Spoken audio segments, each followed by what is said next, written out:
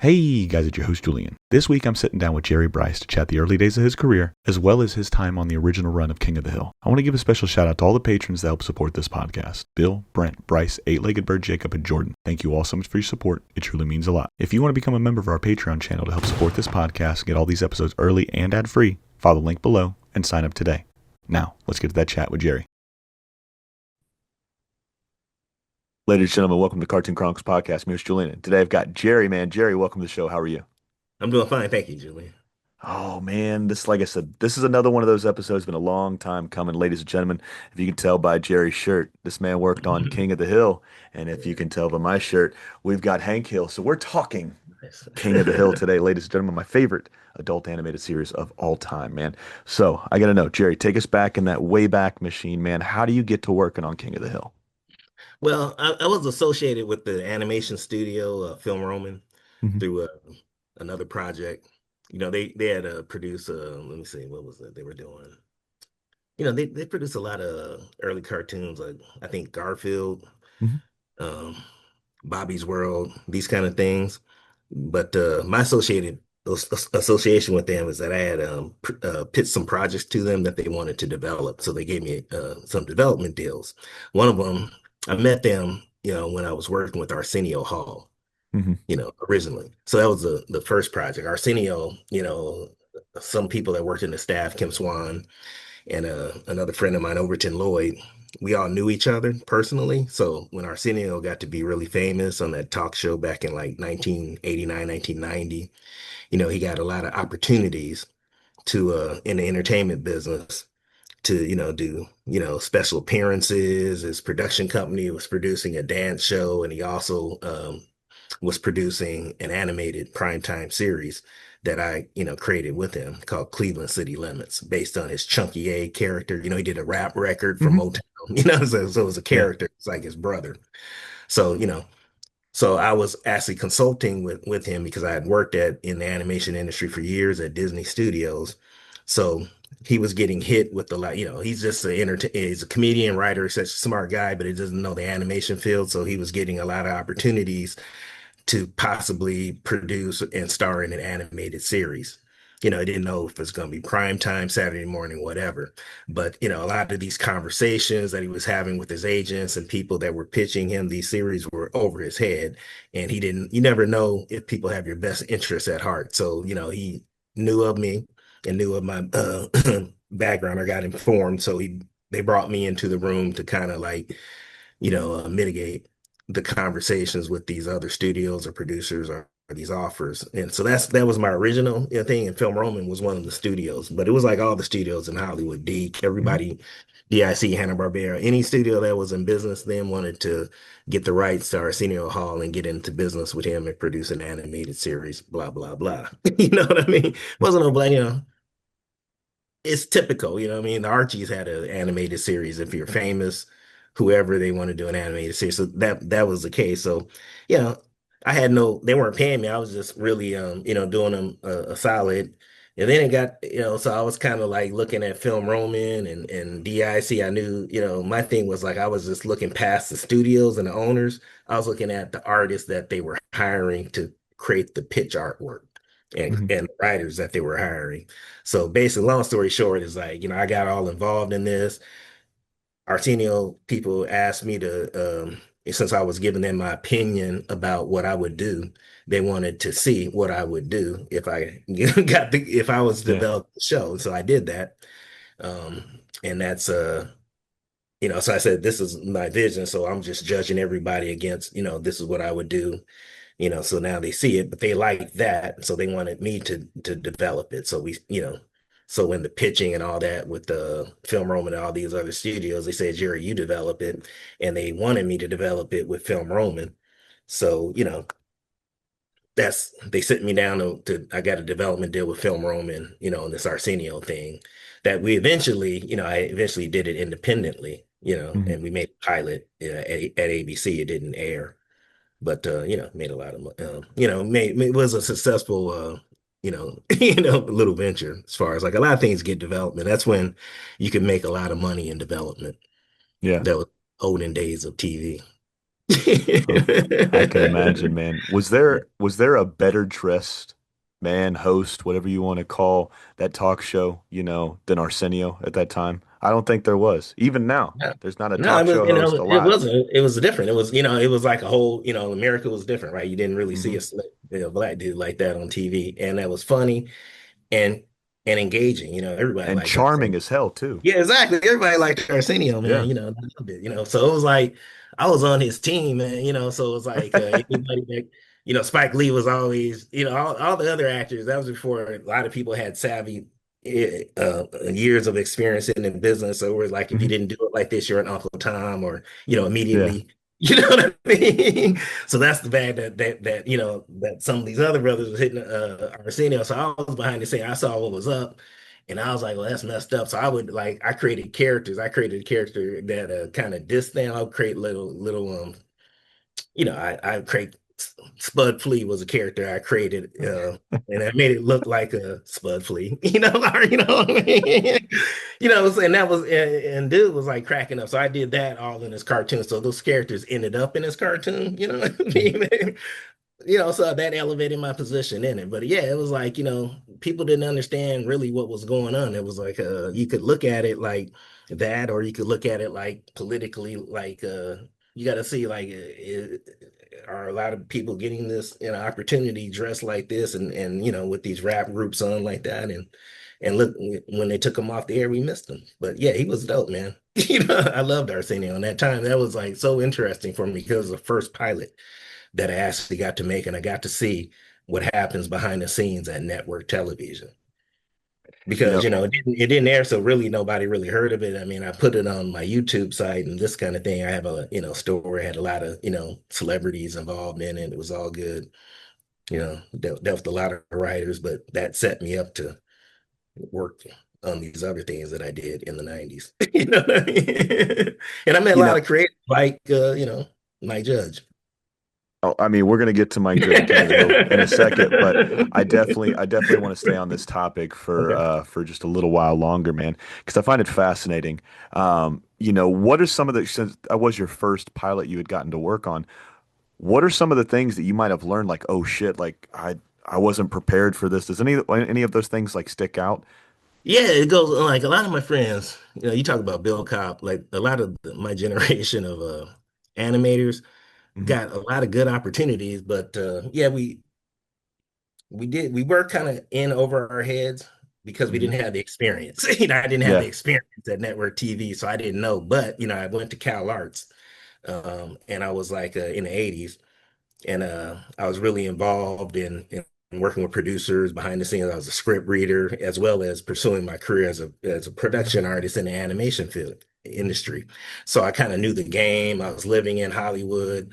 I was producing and directing music videos, Hmm. for Motown Records and some major labels like that. I did that, and I can tell you, doing that really um, put me in the loop of budgeting and raising money, creating pitches. And this is way before internet or computer. People Yeah. take for granted we didn't have Canva, wasn't no Adobe After well, none of that stuff existed. So we're doing everything kind of like with film and graphic arts and going to Kinko's, whatever. But we're putting together presentations and pitches. Writing was always somewhat the same. Typing, what have you.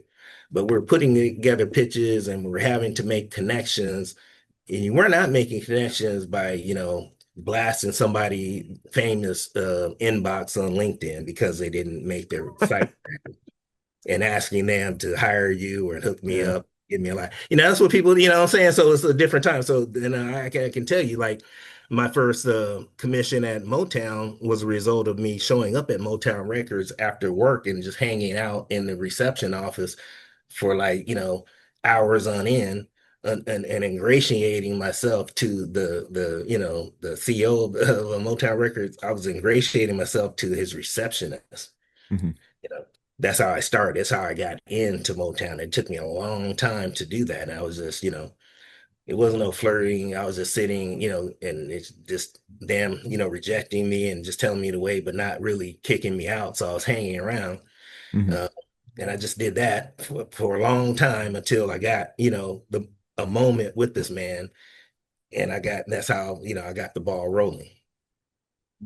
S- But I was doing that at a lot of record labels around town. So it was like, I was doing that a lot. I was just really a straight out hustle to promote it wasn't always just about a job for me. It was about a job. It was about independent commission. It was about, um, a working. connection. Yeah, it was about the whole thing. It was about the whole Yeah. nine. In the entertainment industry, you have to really be out there, going to, Roscoe, and going to, living in the place where others start, it was very calculated for me. I lived on Barham Boulevard in Oakwood Gardens Apartments, where a lot of up the street from Warner Brothers, right down the street from where I worked at Disney Studios. So a lot of the studios, across the street from Universal Studios. So a lot of those studios would rent blocks of apartment and bring in actors from out of town that were shooting Mhm. movies or doing something, completing a movie, or, the record labels would, I met every major, in 1980s, 1990s, a recording star staying at that apartment complex on Barham, because they would book apartments while the guy was out here recording. That's when they were spending millions and millions of dollars doing that kind of thing in LA. you know, Networking. Jerry yeah, network. networking. Yeah, network. And then you got to think about, like, you're talking chefs, right? Hmm. So chefs and waitresses around town, because I don't cook, so that's all I was doing was eating out. You know what I Hmm. mean? But tipping people, all these kind of things, hanging with them, partying with them, what have you, getting to know what's up, and they knew everybody, nightlife, Jerry show up here, Jerry, like really getting tipped around town. I did that religiously, reading the trades. Man, it was like an all-out hustle as a younger person for me. Man, you had two full-time jobs. Yeah, but I didn't have, that was I had two full-time jobs, exactly, dude. And that is important, because like my day jobs were always like, I am not taking it for granted, working in Disney Studios, or, working in filmation, or working in the animation industry, and I Hmm. had like staff positions. So I always had a steady income. You know what I mean? That was as a Yeah. young, and a lot of at Disney Studios, you're dealing with a lot of stars, a lot of high profile projects in the entertainment business. All the marketing people, don't take for granted all the people that sell the films, all those Hmm. people. Like, you really want to know those folks, you know just to, No. get into their mind, and knowing those folks, you learn about, okay, they're spending money making commercials, and designing this photo shoot, so you get a little ancillary um opportunities, just Yeah. because you have the exposure to know, okay, this person may need somebody to design this photo shoot. Growing up, I never Absolutely. knew, right? It's like I Yeah. never, I never knew that. I thought they just show up to take photos, but yeah, it was all out hustle.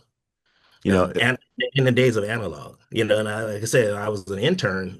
And my experience at Cal Arts was pretty profound too, yeah. because that all up, you're dealing with a lot, some of my stu coast former students, some of their parents were how can you say high profile people in the entertainment business, Yeah. kind of like nepo baby. You know what I mean? And I kind of hesitate to say that, because I know it pisses them off. You know what I mean? Because it's like, I know what it brings up, because it's not true. These people got, everybody's the individual, right? You know what I mean? Yeah. So it's a lot of assumptions there, but and they had to deal with all that, and that's not a great thing, to be penalized for having successful parents, and that's generally what I saw. So a lot of times folks have that issue, but me, I like, damn, I want to meet your father. You know what I mean? So then you have people like me that just trying to hustle, and it meant for a good mix, and it's kind of interesting, because I always want to meet, like, one of my friends' dad ran a studio. I don't want to mention which one, you know what I mean? But and What's his producing. name rhyme with, Jerry? Yeah, What's I his don't want name rhyme with? to, but it was like, man, but you can imagine, right? You can imagine, like, I'm trying to meet this man, but you don't want to get annoying. But the man, he come up there and be like kicking it, and waiting for his son, and be like dissing his son in front of me, because I'm like, doing my homework and stuff, and he's waiting for this kid, and it'd be like, sometimes I don't know, everybody's parents different. My dad probably would do this too. but he would be like talking to my friends, like, why is my son so fucking, like saying something real negative and, talking them down to me and asking me. And I'm like, damn, that sucks. But I'm like, well, no, sir, Peter is a really cool dude. I looked at it like. But then he's like, well, he's not like you. You're always in there working and stuff. But you don't know, man. I'm working here because I'm broke. I'm not Peter, dog. Like a millionaire. It's a different You hustle. know, days, like, dude, it's like, what I mean? You gotta understand, like your son is cool. We're friends, but I can understand where he's coming from. He like my father. Because he's like, Jerry, your father, you guys eat dinner together, all these things. It's like outside looking in kind of thing. Because I'm Yeah, like, it damn, is. yeah, he's like a billionaire, he runs the studio. I want to meet him. Like must be nice. But he's like, Dad, Jerry, your daddy. And it's not my daddy. My dad had a business and stuff, but he wasn't running like multinational, entertainment corporations like some of these fools, man. But you know what I mean? But with all that, so you learn that because we need to know that so you have empathy for everybody.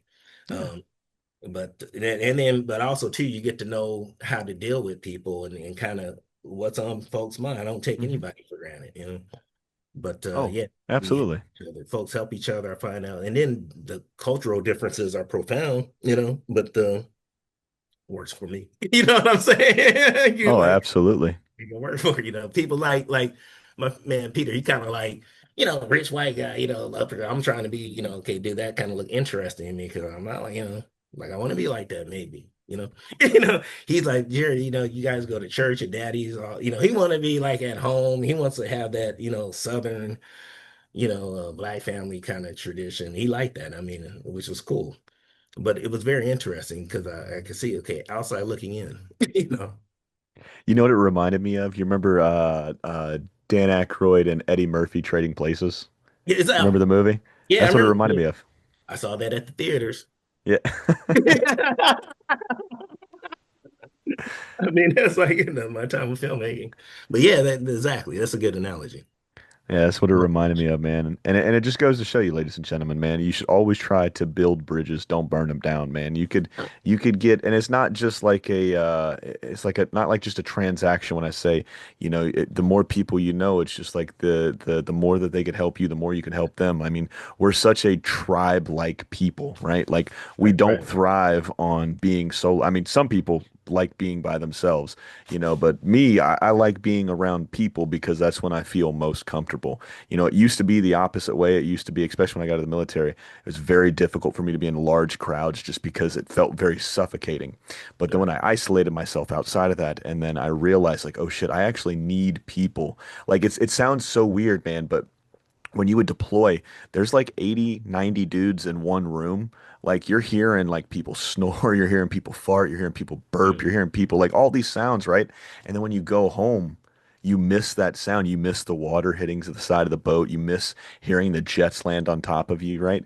So it's like it's this what am I like, community type of thing, right? That's what Right, you right. that's what I was taking from it, man. You were networking, you were trying to make friends, you were trying to do everything you could to get better at your craft, man. And like I said, Yeah, ladies and gentlemen, build bridges, don't burn them down. Now, yeah. one thing I absolutely love, like I said, is talking about first days. So, just to recap, you were working with Film Roman over at on the Arsenio Hall pilot, never aired, and then I'm assuming that's kind of how you bumped into probably either Wes Archer, Mike Judge, Greg Daniels, one of them. Do you remember when you came on, like what season you came in on King of the Hill? I came in on like when they were developing it. Okay, so you were early, early Yeah, days. yeah, earlier because I you gotta understand. I did the all the animated walk cycles. I created Hmm. like which they use to this day. Hopefully they use them in the the new episodes. But They better. I They did got the all the blueprint. development. I did all the development walk cycles and some of the first animations of Hmm. the main characters. Um, Let me see, like talking about bumping into Wes Archer and it'd be more like me and Wes Archer went to Cal Arts together. So we Okay. knew, you know what I mean? So we knew each other. So, and Film Roman hired a lot of guys from Cal Arts once they, actually they had hired a lot of people from Cal Arts anyway. But when they took over producing The Simpsons, Hmm. that's when they got a lot of people from Cal Arts that, because they had worked on that show and Wes had been working on The Simpsons as one of the initial creators from Klasky Schuple. Hmm. and I think it was Wes Archer, uh, Dave Silverman, um, Bill Kopp, and Matt Groening created the first the little interstitial Hmm. Simpsons on the Tracy Ullman show. So that's what eventually led to the series. So that's so Wes was part of that. So he was at a film room doing that. So when Was he still yeah, at school? Were you guys still at school when that was happening? no, I graduated in '85 and Wes was Okay, so out. this is a couple years after. Yeah, it's like yeah. So I had Okay. done some Yeah, I things in got you. the industry, blah blah, and I ended up there. So that's just a coincidence. So the linchpin for me was after the Arsenio project, I got a lot of opportunities to create from various different studios. I got a lot of development deal opportunities. I got a Hmm. big time agent at ICM, and they arranged, I got a lot of opportunities. So MTV was an opportunity that I Yeah. got. And they wanted to develop my comic strip because I had an underground comic strip that I did every month that Hmm. ran in the Source magazine of hip hop culture and politics. Hmm. When it started, for about 3 or 4 years, and Herb magazine, which was a hip hop magazine out on the West Coast. We did that for 5 years, but that kind of got a lot of fans, underground scene, What that's was the when you name of the comic strip? it was called No Joke. No joke. I'll Yeah, look it up. yeah, look it up. I didn't Yeah, mean to No interrupt you, Joke. but I want to make sure, like, if we can push any traffic towards it. Uh, Oh, cool. Yeah, so it's maybe, called. maybe it might be, maybe we might have to make a, maybe pit stop here on this one, and then who knows, ladies and gentlemen, no joke might come back. Yeah, never So I'm gonna know. check that out. Yeah. I did, if Uh, you, I put, in MTV, they produced like it's not a long story, but we tried developing a series, etc. And didn't work out. Ended up doing like a PSA, public mhm. service announcement campaign that they never Yeah. ran. There enough is enough campaign. It was like, controversial. It was a political. We talked about politics and race. Hmm. Uh, the '89, during a volatile time for Oh that. yeah. You know what I'm saying? And Oh yeah. like hip hop and music, high profile hip hop, publications. Yeah. And that kind of worked out. I mean, I created that comic show. I was just doing it for free because David Lynch was a filmmaker, recently passed away. He Yeah. directed a film called Eraserhead, everything with AFI. I kind of like following his career, and I noticed that he had done like a comic strip in a underground, a local paper here in LA for years called The Angriest Dog in the World that I, followed for years. You know what I mean? It was just one panel. Look that shit up. I mean, look that up, bro. Because David The Lynch was angriest dog in the world. yeah, David Lynch, famous, big time, just passed away. You know, People know his work. Angriest dog in the world. It was this comic strip. I started reading the strip in college, man. And I loved it. And I was just amazed that he, when I saw his career, development of his career, such a serious filmmaker doing this comic strip. That's one thing I had to, I had to put it on my list. Sometimes you emulate people, Hmm. and coming from San Diego, I looked up to certain filmmakers, or you get to become fans of certain filmmakers, and you kind of like see their lifestyle or what they're doing, and you kind of like want to do that. You Yeah. know what I mean? That's a long story short. So it was like, you know, that's why I wanted to do the comic strip. Well, that's really cool, man. I And always like hearing when you guys are. and you got to remember, I lived in Hollywood, so I not only did I want to do the comic strip, I wanted to do the comic strip in Hollywood. I Yeah. wanted to do it like because it's like I knew if I did it in New York or LA, you know what Hmm. I'm saying? Yeah. I would be, and if it was successful in New York or LA, I would be good around the world. Anywhere. Yeah, and that's Oh what yeah, I man. in the underground. That's what I did. So I did that, and that kind of blew up. That created like a lot of opportunities, as far as like people wanting to, studios wanting to talk to me about, do I have any shows that I want to develop and come writing for them, on top of all the other things that I was doing, the music videos, the in-house jobs, working on these features at Disney, as well as developing, these high profile pilots, like that pilot, although didn't go, I got, Hollywood Reporter, very high profile, everybody in Hollywood wanted to do it. And I Mhm. beat essentially, beat everybody out on it. It was cool. Dude, I'm already going to throw this out here, man. I would love to have you back on for a part two whenever you got some free time. I don't know what your schedule's looking like, but I mean, I'd be remiss to just sit here and talk. We'll talk King of the Hill in just a little bit, but I'm having fun of where we're at. I've got such a huge fascination with that era. Like most people do, I mean, I grew up towards the end of the 90s, like when I can start remembering, shit, because I was born August 13th, 1989, right? So, No, you they, know, yeah, and so. this is like really like the times when, that's when shit was happening for this is the time that I'm talking about. You were just being an infant. Oh But yeah, man. But it's like August going back and 1989 was rolling for me, man. You know what I mean?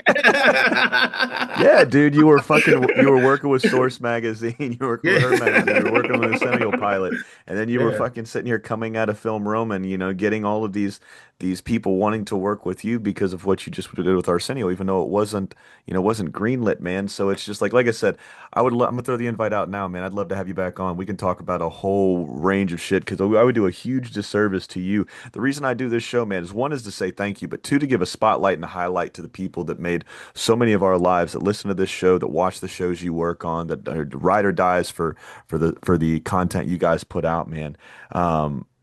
It's like you guys have such a special place in our hearts because you guys made us feel something, whether it was like a villain you worked on, right, that you absolutely hated. Like you said, Little Mermaid earlier, man, yeah, everybody fucking hated Ursula, right? Or, yeah. and I'm gonna throw out one of the episodes we'll talk about here in a second. You got to work on probably the most sinister villain that was ever created. And that's a Mrs. Junie Harper, right? And we'll talk about that Right, one with right. Halloween, right? You know what I So, mean? But yeah. yeah, Exactly, you know exactly, what I mean? exactly. So it's Yeah. like you've had such a vast career. Does it feel like you've lived multiple lives with all of these things that you've gotten to accomplish? Does it feel real in a sense? No, actually it doesn't, man, because I never really like only like I'm reminiscing with you right now, but I never Mhm. really spend time talking about the past times until You got to write recently. a book, dude. You got to write a Yeah, book or a this is the blog. thing. Until recently, like I've been spending a lot of time with my cousin. I have a cousin, little cousin who's works for Nick Cannon. Uh-huh. So there is a business partner. So he's wanting to manage my career now. And I'm Hmm. older, and I'm kind of feeling that because of my younger cousin. But a lot of times I go up and see him, so he gets me into these kind of conversations. So I just get on a tangent, remembering something or some business aspect, something I did back in the day, and when I was building my career that I found interesting that just kind of comes up. And he's always like, man, you got to write a book, and I start thinking about it from his perspective.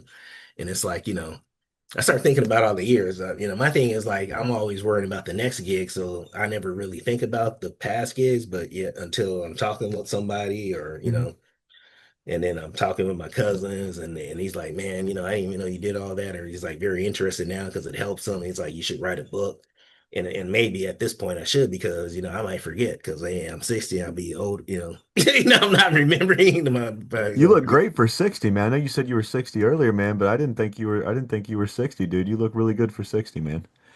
no, Um, thank you. but Appreciate yeah, that. no, thank you, man. It's like even if you don't get around to doing the book, man, maybe something like Um, this where you can just sit up here and then you could just pick a year and you just sit there and think about it for a week or something like that, right? And then you just get behind a yeah. microphone or you get behind your computer and just vlog this shit, man. Like I said, it's just I set out to talk King of the Hill with you, but I was such a big Arsenio Hall fan when I was younger. There's so many like interlapping what is this called? Fuck, man, I can't think of the word I'm looking for. Um, but it's just like so many things you bring up are things that I haven't thought about in a very long time because I reminisce about the 90s. I reminisce about the 80s. I'm really big on history. It's one of the main reasons I do this podcast as well, other than giving you guys your thanks and putting a spotlight on you. I like hearing you guys' stories because it's not just King of the Hill you worked on. It's not just the Little Mermaid that you worked on, but you got to work on so many things that people might not even have remembered up until you Yeah, just brought it up right here. You know what I exactly. mean? Yeah, And exactly. that'll trigger somebody to go, oh shit, I want to go look at that, which will lead to something else that you probably worked on in Motown, that will Yeah, lead to this music video, that will lead back to King of the Hill, that will come back to the PBS show that you guys are getting ready to launch here in a couple months. You know what I mean? That's called a yeah, segue, Jerry Bryce. yeah, That's what they definitely. say in the business. But, you know, like I said, man, I would love. I'm gonna throw the invite down again, man. I'd love to have you No, back on. definitely. No, these I are good because ideas, man. Yeah, this is because yeah. I may want to write. Because yeah, I tell you this, man. Like last month, I had to write my sister's obituary. She was like Well, I'm sorry to 64. hear that. So that was kind of like, thanks, man. So that kind of got me thinking because I did have to kind of look at her life in chapters, and Hmm. I had the information. I kind of saw how it would lay it out, and I kind of had to, make it all compact. But that did get me thinking about like, damn, this is what it comes down to. You know what I mean? Yeah. And you know, like my family don't know a lot of the stuff I worked. I don't have a lot of. I never really had a lot of conversations. I mean, they go on LinkedIn. I think a lot Hmm. of my family go on LinkedIn. They see, oh, you worked on Street Sharks, because I do kind of try to make that complete. You know what I That was a great mean? show too. But then what happens is like, somebody will put up some credit on IMDb and somebody, some random credit on something that's Hmm. not linked to my actual account. And they'd be like, oh, yeah, you worked on this or that, and that's like, yeah, I did. And I actually forgot I worked on it, but yes, I did. And I, brings up a whole story of how that happened. It's just like life, man. It's just so hard, it's just so hard going from one thing to the next. And then, raising kids, like you're saying, it just, being able to afford to live in California, in LA, and San Oh, Diego. that's You know what I expensive as shit. mean? You said your son's not too much younger than me, right? You said Yeah, what, he's 33? 32. Just turned 32. 32. Yeah, I don't really get personal with like family members and whatnot, but are you guys fairly close? Do you guys talk a lot? yeah, we're pretty close. Yeah, Dude, very, perfect very idea right close. here, man. So, Oh yeah. I lost my dad almost 2 years ago, and he was not in my life until the last couple years when he got cancer, right? He went to prison when I was really young, got out. I told myself when I was younger, man, he didn't really want me and my brother and my sister, man. Couldn't be further from the truth, right? It's just like I built him up to be the villain. He did some fucked up shit. He never beat me, never molested me, none of that shit. But an absentee father is what he was. A druggie is what he was. An alcoholic is what he was, man. Mhm. But I got a lot of things, the last time I saw him when they called me and told me he was on hospice care, like he's not going to make it through the weekend. I got to get what most people don't get, and that's closure. And I got to say goodbye. And I got to Mhm. hear him tell me to my face that he loved me and he's very Mhm. proud of me. Not a lot of people get that, right? So I'm so thankful in that sense. But it set me down this road of like just a couple weeks, and there's sometimes where it'll hit me a lot harder. Even being 2 years, removed from him passing, where it'll hit Mhm. me as like, fuck, dude. Like I'll go to like, because I saved all of his voicemails, and when he Yeah. passed away, I went through every single voicemail just to see if I had one where he told me he loved me. And sadly, I went through like 3 years worth of voicemails because he would call me like every day, and if I was at Mhm. work, I couldn't answer it or I missed the call. He would always leave me a voicemail. No, hey, just call me back. So I went through fucking 3, 4 years worth of voicemails, just hoping that like one would say I love you, But I got that special moment with them that I'll never forget, right? Mhm. But as it's went on, I've started to like I'll scroll through my phone and then I'll see his number because I won't delete his number. It's still Mhm. my stepmother left it open, So every so often I'll call it just so I can hear, hey, this is Bill. Leave a message. You know what I mean? Yeah. But I was scrolling through and it was like I was gonna call him and I was like, oh, I can't, right? And there was so many questions that I wanted to ask, but I was just like too afraid because we weren't very close at all, right? Mhm. We tried to be, but it's just like I'm a very prideful person, and I take the slights. Tupac said, "Forgive, never forget." You know what I mean? Yeah. And Yeah. I Yeah. took that to heart, right? I wish I could go back in time and change that, but I can't. But I was scrolling through, I see his number, and I go to like, oh man, I want to ask him this, and I'm like, shit, I can't. So I think the perfect idea, at least in my mind, would be you and your son sitting down and just giving him like, hey, what's something you want to know about me? Or is there one question you've always wanted to ask me? And just having a conversation with him. I mean, if you talk about your career, cool, but I think it'd be a cool little fucking father son type of thing to have that he could have after Mhm. you're gone, right? I don't want to be too morbid and shit, but eventually Yeah. all of us have an Yeah. expiration date. Yeah. And it's just like if I could have one more thing, it's just like one more conversation with them. Like sadly, I cook for a living, like I told you. I never got to cook for him at all. We would talk about all of the food. Like I said, my family is super southern, right? So fried chicken and fried pork chops, fried cabbage, chicken and dumplings, things like that. He loved those dishes and I love those dishes because my great grandmother, my granny was his grandma, and she cooked the Mhm. same thing for him that Oh, she wow. cooked for me when him and my mom would go to work when I was really little. You know, Hmm. I've got these snapshots of these photos of my granny, like I'm sitting on the counter and she's rolling out biscuits in the morning. You know what I Yeah. mean? Yeah. But I just think it'd be a cool little thing for you and your son, whether you guys choose to or not. You know, Mhm. just like, hey, what's something you've always wanted to ask me? Or hey, what's something that you don't know about me that you want to know about me? You know, food for thought. That's all that is. No, that's You know? interesting. Yeah. Yeah. But nonetheless, man. I So might. we've I'm be afraid of what he would ask me. You know what I mean? Oh man, don't be I gotta afraid. know, I man. I tell my oldest, he open book, man. I'd much rather him hear it from me than hear it from somebody else that might be a little jaded at me or might be Right. looking through a different colored lens, Yeah. at me Right. personally. You know what I mean? But I think it could be pretty cool too for him to have, especially like I said. Hopefully, it's not for like another 60 years, Jerry. You'll be here Yeah, for 120. exactly. You know what I mean? But Exactly. when I reached out to you, man, I knew we were Uh, going to talk King of the Hill. So when I have you back on, I really want to go in depth. Maybe we'll just yeah. take a look at like your work schedule as far as like what you did in those early to late night, excuse me, those mid to late 80s, and then we just catalog it from there because I feel like we could probably do 12, 13 parts just on your career alone. You know what I mean? Yeah. But King of the Hill, ladies and gentlemen, we're here for King of the Hill. You gave me four episodes in particular, right? And Yeah. I'll read them off to you real quick. We had Texas City Twister, classic, Halloween, classic, Traffic Jam, classic, and Hank's Dirty Laundry. Which episode would you like to start with? Oh man, we can do shoot, Hank's Dirty Laundry. Hank's Dirty Laundry. This is the most, I just watched this one before we hit record. Okay, Um, cool. So how do you go from working with, and this one was directed by Sean Cashman. I've had Okay. him on a few times. Just a wealth of knowledge and a great person to talk to. Written by Jonathan Abel and Glenn Berger. So Hank's Dirty Laundry, man, is this one of those episodes that kind of gets slid to you, like you were a part of one specific team for storyboarding and animating and all that other stuff? Or how do you get onto this one? Um, well, let me see the detail. I got the storyboard in front of me. You probably can't see that. But Oh, that is so cool.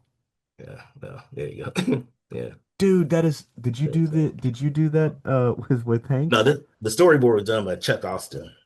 Oh, Chuck, another guy that I've So, had on the show, another you know what I'm saying? fantastic Chuck person. is right. Yeah. He's doing his own comic books now. Yeah. Right? But yeah, now this one I had, when I started on the season one, because I don't Hmm. know if this is season one or season two. I was Season like two. the season two. Yeah, Yeah. started. I did all the character, did walk cycles for all the characters. Then I wasn't even really planning on working on the show. You know what I Hmm. mean? Yeah, because long story short, it's like, all that stuff I was telling you about Arsenio, all those cartoons. I also was working with Overton Lloyd and Parliament Funkadelic, George Clinton. Hmm. We were in that kind of crew, and if you know anything about Mike Judge, he's like a really big fan of P Funk, and Hmm. he was one of our big supporters. So he got kind of like, and Ghetto he got Boys is one of his favorite bands, one of his favorite groups. right, but Yeah. he also produced Bootsy Collins. He did Hmm. a pilot for Bootsy Collins at MTV the same year that I got the development deal at MTV. So we were, a lot of things at MTV were being made to happen because he was a fan of our comic strip. He's a fan of, the artists that I was working with George Clinton. So he was a big supporter. So, anything that was happening for me at MTV, he was, pretty much behind it. So Yeah. when he left that, so when I'm talking 95, 96, when that situation kind of morphed into a deal for him at Fox, for King of the Hmm. Hill when he came to LA, it was easy for me to get that gig. But I got on the gig because my Arsenio show didn't sell. I think I had another development deal at a CBS that didn't, and that did the whole thing didn't get aired. So he wanted me.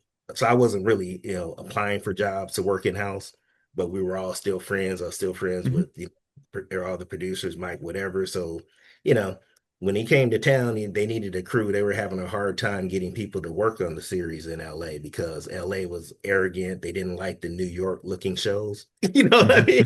I've been in New York, so I didn't have that problem. Especially I didn't have that problem. I just looked at it like, this guy likes me.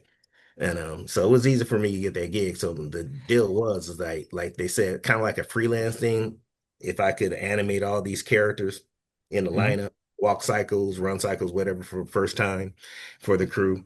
I didn't have to, come into work every day, whatever. They had a, keep it, it was one of those kind of things. And, I could Yeah. get my own assistant, and I said, I wanted the title as animator because it Hmm. wasn't, nobody else had that title on the series. Check it Yeah. out. Mhm. Anime, because I was actually doing animation. If you look at the production of the show, everybody else was doing is either writing or they were doing storyboards or were doing, sheet timing or character layouts is what we did. And Hmm. that was it. I was only animator because that was the case. So I did Yeah. all the main, I posted some of that stuff online. So my idea was like, they didn't want me, they wouldn't offer me a job because they knew I wouldn't accept it because had a different mindset. I was looking for another development deal. Hmm. But Mike and them, they kind of, but I did like working with Mike. So they needed this thing. I could do it. I had done a lot of walk cycles and animation for video game companies, recently as another way to make money. Sega done some big games, man. And so basically it was like it was presented to me like if you do this for us and you don't have to it was like a lot of money, you know what I mean? Yeah. First of all, money. And it wasn't like too much oversight. I got to work directly with the, Wes Archer and Mike Judge, so I did all those, animated walk cycles, but I'm a very disciplined, worker. So I would come into work every day and I diligently knock those out, you know, Hmm. but, within that time I got to know all the other crew and everything and develop relationships, which is probably why they had me have that desk there, because because after I did all those walk cycles, when I started working on, after like the first um little short season, Hmm. after I did all the animation and stuff, they did offer me the opportunity to do some sheet timing Hmm. for the series, which was basically like I was defining. I would take the storyboards and define all the lengths of the shots, and then time out what would happen before it would happen. I Gotcha. don't know. Does anybody ever explain sheet Uh-huh. timing on this show? Yeah. Yeah. So No. like sheet timing, you break down into slugging. So you got Uh-huh. board slugging, and then you have final sheet timer. So you take so I would say if so you have like a 3 panel storyboard. So Hmm. it might be two scenes. One scene might be 3.5 seconds, bumping up against one that's like, you know, 1.5, second. We would never have a scene that short, but let's say we did. But I would have to define the length of that for the whole episode to get it, so that they would know how to cut it before they cut it you know, then the final timer will go into that, 1.5 scene and define like if it's a character standing and moving, how the character stands and moves from, like plan out the key poses basically. Gotcha. Yeah. We had Robert Alvarez. I'm pretty Oh, sure you yeah. might know Yeah, him. Yeah, definitely. yeah. We had him on quite a few times, and then he broke down because I had him on early when I first started the show, and he broke down timing for us because it was one of the questions that one of the guys had written in about. They said, "Hey, can you have him break down timing for us for sheet timers and slugging boards and whatnot? We'd like to know about it." So, but thank you, Yeah. man. I always love hearing old school. Yeah, I love, I mean, I'll be honest with you too. Like when I was looking at trying to get a lot of hits on a lot of views on LinkedIn Hmm. articles, whatever. A couple years ago, before I got swamped with work, I started putting up like tutorials on sheet timing Hmm. from King of the Hill. Put Yeah. up some sheets from, with the little thumbnails and stuff. Man, I got like 10,000 people, like some of the, I Yeah. don't, I get like, I usually get like maybe 1,000, I get like 10,000 people, looking at that. There was like a lot of interest. I couldn't believe it That's pretty because cool, it's man. like, because one thing I will say is like, unfortunately, like the last show I was a sheet timer on was on Housebroken, that Hmm. Fox show for Lisa Kudrow a Yeah. couple years ago. And that was cool because it was like a little lag time between, my show, the Al Roker show actually getting financed, like I told you, you know what I'm Hmm. saying? So that's how Yeah. I was able to volunteer that time. But anyway, you know, that job provided a living for me before I got to the show greenlit on PBS. So, you're always walking on a tightrope. You know Hmm. what I mean?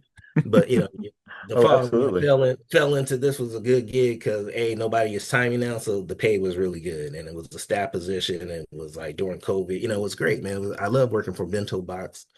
Hmm. Um, but unfortunately, like they don't do any more sheet timing at Bento Yeah. Box. So, my show got canceled anyway after the couple seasons. So, it wasn't because of sheet timing, but I know like Crapopolis, the first season or two, they had a timing crew, but then they bought a studio in Ireland and they Mhm. don't have that pipeline. So all those people lost their jobs. Oh So man, I'm sorry to hear that. Big fan of what they're doing over at Bob's Burgers, man. I love that show. I talked to Joel Kuwahara, the yeah, co-founder for Bento Box, man, yeah, and one thing that he always said when people would come over to Bento Box, they would draw like comps for like what they're looking for in a series, like what they want this series to kind of look like, and they said that he said that they would always bring up King of the Hill. They want something like King of the Hill, so. You guys no, left a staying impression with this series. Now with Hank's Dirty Laundry, man, why yeah. did you pick this one? What was special about this one that made you say I want to talk about this one? Yeah, well, I didn't pick this one. I like working with Sean. Sean is a great Yeah. person. I still like working with him. Like he just worked on Primo at Disney. Hmm. And Yeah. we still interact. I'm still, I like to consider him a friend, Hmm. Sean. You know what I Yeah, mean? he's a nice guy, man. This guy, right? Like, look like I always say, like he kind of remind me of Fred Flintstone. I mean, like if I was good enough, Sean. But really good guy. Interesting background because he was actually worked at a newspaper or something in Rhode Island or something like that. Or, something interesting that brought him to Hollywood and now he's very successful. You know what I mean? Yeah, that he is, man. Like I say, Yeah. he's one of those guys that many of the King of the Hill people that I've had on, they got a crash course with Sean Cashman on getting them up to speed the King of the Hill way when it was coming to the art style of Mike Judge and Greg Daniels and Wes Archer, and getting them on par and ready to go so they could assimilate to that film Roman and that King of the Hill art style. Yeah. Um, Now, with this one in particular, I love this one because it's some of it's. So I wrote my favorite line and favorite scene from some of these, man. That line being Dale. Dale and Cotton Hill, in my opinion, are two of the funniest characters ever created in animation. They have the most unhinged lines. It always felt like the people that worked on those two characters in particular, like just tried to throw everything they could at the wall, right? Whether it was Mhm. writing and then it was the art style, it always felt like they were taken up to the next level, right? Maybe it's just because they were my favorite characters, but I love these two characters in particular. And the line right here that I written down. It was the one from Dale. It was like the computers have already beat the communists at chess. Next, it will be the humans. So there's these little throw-in lines Yeah. that I absolutely love. And then, of course, the scene where Hank is fighting with the clerk at the Arlen video rental store, Mhm. and they tell him to go back to where the beads are. Ladies and gentlemen, back in the day when you would go to video stores, if you went into a beaded room, that was where the porn was. Yeah, right, But right, right. Nancy and John Redcorn are sitting there renting tapes, and they see Hank come out, and they look at him in disgust. And ladies and Yeah. gentlemen, if you're watching this and you don't know King of the Hill, Nancy and John Redcorn have been having an affair for at least 12, 13 years, and they're looking at him in disgust coming out of a porn room. So I just thought that was hilarious, very, very on the nose. And I would say Um, all those are timing gags, right? There was no mhm. dialogue. There was just No, look. it was You yeah, it know was what just I looks, and then mean? they shook their head in disgust, Yeah. man. So those Um, all dealt with timing. So people kind of take for it, like we don't understand timing. Those are timing gags, and that's the one yes. that. So yeah, The what editing on the editing I on this show, I mean, yeah. this is where you see like, and this is where like I draw that correlation with Bob's Burgers that I was telling you about. Whenever they would go to Bento Box, they were like, we want something like King of the Hill. The Mhm. editing on King of the Hill is phenomenal. The writing was top notch, the art style top notch, but the editing was like second to none, especially during this era. You had a lot of shows that were okay, mediocre when it came to the animation style, but there was something special about King of the Hill because it had like the perfect triangle for animation. It had the writing, it had the art, and then it had just the beautiful editing, the cutting. I mean, it was like you would hit a joke, you would linger in it for a second, and it would be on to the next one. So it would give it time to breathe, you know. It was just phenomenal. Love that Now, with because that's with that's exactly what we were going for. well, you guys Giving it absolutely time to crushed breathe. it. That last thing you said is, yeah, dude, that's a nice observation because that's exactly what we're going for. That's Yeah. based. Like, I used to, man, when I was at Cal Arts, it was a, Danish cinematographer named Sven Nykvist or something like that. Mhm. Worked on the film Fran and Ali, and I saw that movie, and he explained the shots and why they did, selected shots, the framing and the timing of the shots. He said that his theory was cutting, he would like leave empty frames. he would Hmm. linger on the shot if the character left the frame.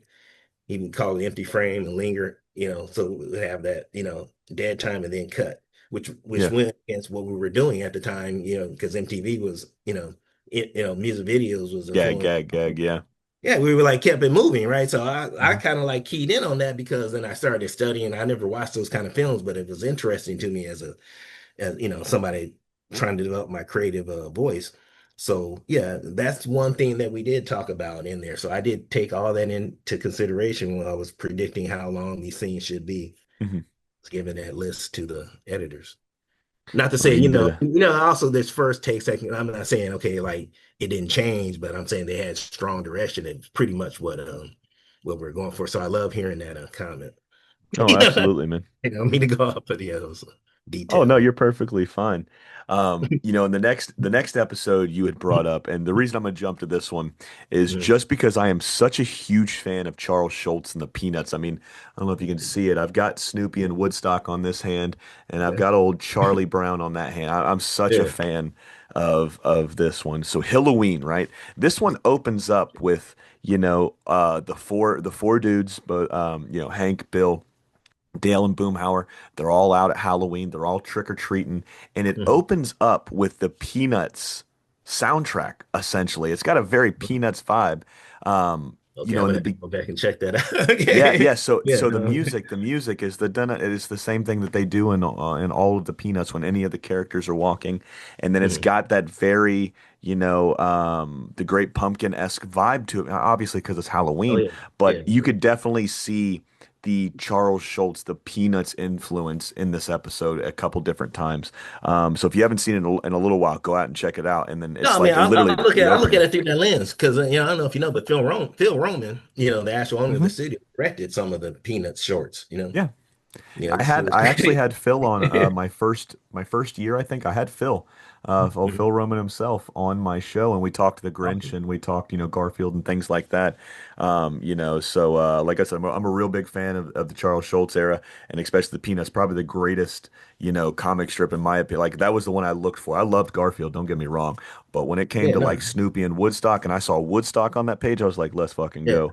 Um, that's dope, man. Yeah. yeah, Well, obviously, but. we were definitely influenced. I got to go back and listen to that music now, but Mhm. we were definitely influenced by that, Great Pumpkin, special when we were creating this. Oh, absolutely. And like I said, you'll hear the music, you'll see it with them running and when they start TPing and egging their own house. Yeah, You exactly. know, this is directed by John Rice and written by David Zuckerman. And like I said, I think I mentioned this before, like right when about 15, 20 minutes ago. You guys created the most diabolical, most evil character probably in this entire series, and that's Miss Junie Harper. Yeah. I'm pretty sure we can all relate to somebody quite like her, holier than our thou. It's just somebody that is always looking down at somebody because they think they're on a pedestal when it comes to any kind of religious stance, man. What do you remember from working on this show? Anything stick out to you in particular? Well, a lot. Actually, I got the storyboard in front of me for Yeah. the. Yeah, I did. I slugged all three acts of this one. Hmm. So yeah, so it all kind of sticks out at me. It's like yeah, the humor, the subject matter. I thought was I thought it was kind of profound for them to tackle the subject matter. Yeah. Like the the message of the show is like Hmm. because it's like we present the show and well, I don't want to say anything. We do present the show as like a conservative Hmm. Americans, and people, Yeah. what I'm saying that Blue kind of collar American. Yeah. right, yeah, exactly. You know what I'm saying? And so they would typically be really religious, and Hmm. period, right? So, going kind of like so they would probably you probably want to stay on her side or more like maybe like if you have an extreme member of your in your community you probably don't you tolerate them you don't like Yeah. you don't like join in but you don't like try to stop them kind of thing Hmm. turn your back on it but maybe you're not that extreme so I would say that it was kind of challenging because I know a lot of because I like religion so I know a lot of religious animation producers Hmm. that definitely that just do secular or not, religious cartoons. So they're like extreme, you know what I Yeah. mean? Like they don't know it. They don't, gentlemen, you know what I mean? If you're watching, I love you, but you guys are kind of like extreme, you know what I mean? But I would never do anything to, stop them.